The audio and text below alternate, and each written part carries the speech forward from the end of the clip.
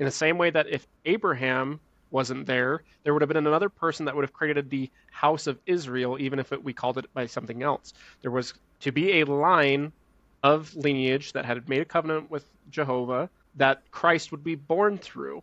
And so that role, that dispensation head that Abraham took on, even if it wasn't Abraham, it could have been someone else.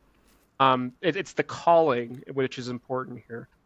And the way that we actually, it's so fascinating that we bring up this conversation, because me and a couple of other guys we were talking. I've always viewed the prophets as, if we take it as God the Father is the judge, Jesus is our advocate, the prophets and apostles for their dispensations are the witnesses.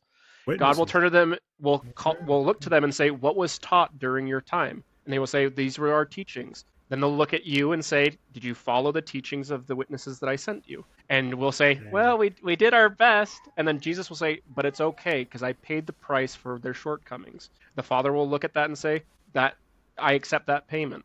And now grace and mercy can be extended to us at the judgment seat of Christ. So I would view the apostles and prophets more as witnesses rather than like a jury. I know some people make that analogy, because ultimately judgment is reserved for the judge, God the Father. I would say that the apostles and prophets, so for us, it would be Hinckley, Monson, Nelson, Holland, Bednar, all of these people, and they will eventually turn over their keys to Joseph Smith, who is the dispensation head, who will then turn his keys over to Adam, who will turn to Christ to present to the Father in the book of life.